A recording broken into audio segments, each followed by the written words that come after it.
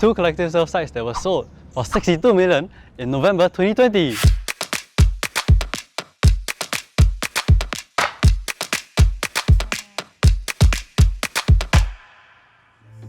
Welcome to Ep1's first webcast series on the hot topics and emerging market trends in Singapore's residential market. My name is Timothy Tay and I'm a senior writer at Ep1 Singapore. In our first episode, we'll be taking a look at the resurgent collective sale market, which many industry watchers and property analysts have said could accelerate in 2021. Collective sale cycles are an anticipated occurrence in the market. Past cycles have seen en-bloc beneficiaries walk away with significant windfalls, and there's a chance for homeowners to realise the value of their property at significant resale premiums. Behind me is Fairhaven, and just beside the site is Fairhaven. Both sites were sold in a collective sale for 62 million in November 2020. One of the most recent collective sales was 3 residential blocks on Mount Emily Road, which was sold for 18 million in March 2021. The last en bloc cycle the market experienced was in 2017 and 2018, but many of the new developments that were subsequently launched are close to selling out. As a result, developers are keen to replenish their land banks. Over the past 4 months, there have been 5 successful collective sales, including sites at Institution Hill and Surrey Point. But the imposition of property cooling measures in 2018 has complicated the collective sale process and forced developers to take a long, hard look at the development's attributes and profitability before committing. Now we'll hear from Tan Hong Boon, Executive Director of Capital Markets at JLL, and hear his thoughts about what is driving the en bloc market this year.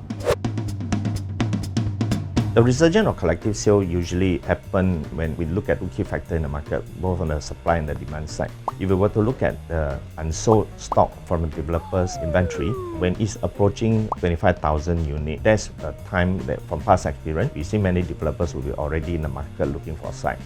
And of course, from the supply side is the government land sale program. If the supply has been cut down drastically, then you will see that there will be an insufficient site to go around for developer to look for redevelopment potential. We are seeing more of the smaller sites coming onto the market and done successfully. I think at the onset of this recovery, we tend to see developers taking a more cautious approach and going for the smaller site. Going forward, the larger site will actually take more time to be prepared to go to the market because they involve a lot more owners.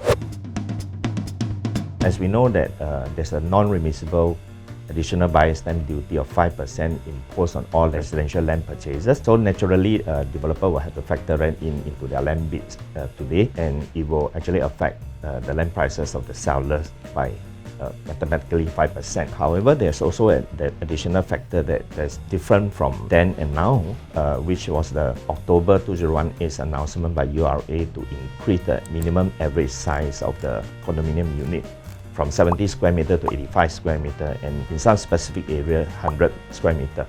So as we know that if the developer had to sell larger unit, the per square foot rate tend to be lower. So that will eventually affect the overall pricing of the land in terms of developers' bid.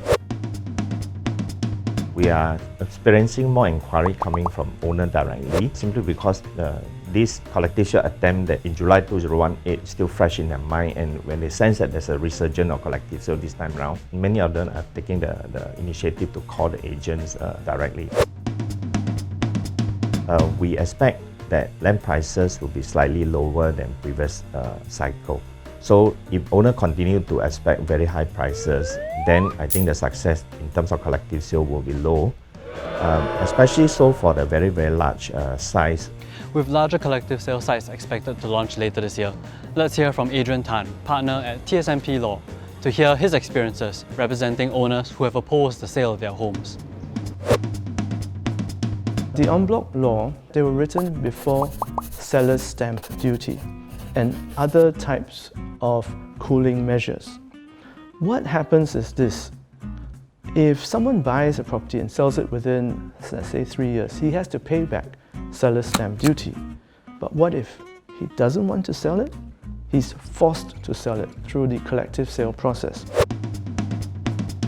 What our rules also need to provide for is a platform for the minority to have a use of the notice board, for example, to be able to call meetings, to explain why it's not a good idea to tear down their homes.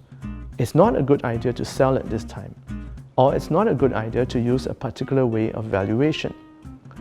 All these legitimate points of view should be reflected, and I'm hoping that we can relook at the rules to allow for a fairer and more even playing field. The en bloc process is also highly confrontational.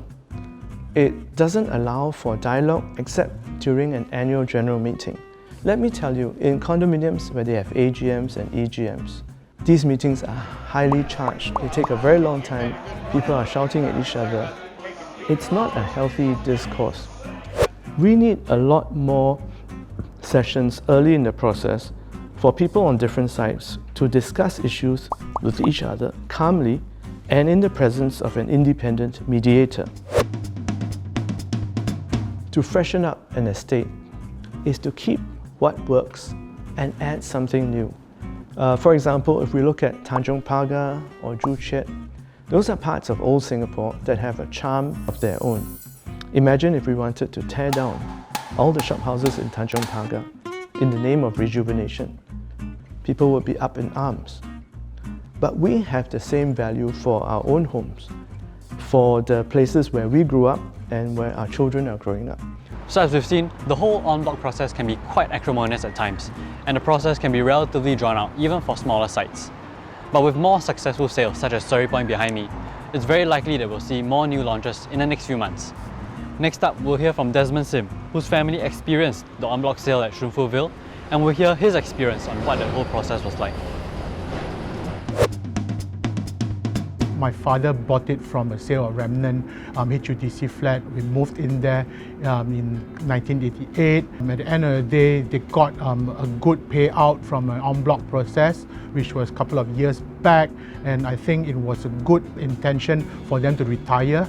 And to begin with, the main intention was it was a family home. It was never meant for speculation. What I've anecdotally observed is that premiums has also grown over the years. When I first started out work, probably in the late 90s, the first en bloc process, premiums were in the region of 20-30% that could kick out the en bloc process, and all the discussions. But now, if you do not have a minimum of 40%, I think no en bloc committee would basically come into discussion. What surprised me from my experience for Shun Fu Ville is actually the transparency behind the en bloc process. Transparency is a double-edged sword. So of course, transparency, you can see what's going on, you can see the share values of everybody, but at the same time, you can see who objects to the en bloc process. And taken in a very negative view, that can also create very bad vibes between neighbors, and that has happened. And WhatsApp groups were being formed, letters were thrown here and there. It remains site-specific because at the end of the day, yes, the developers out there remains very hungry for land because unsold inventory has been relatively low, and they need to basically plan for their future supply.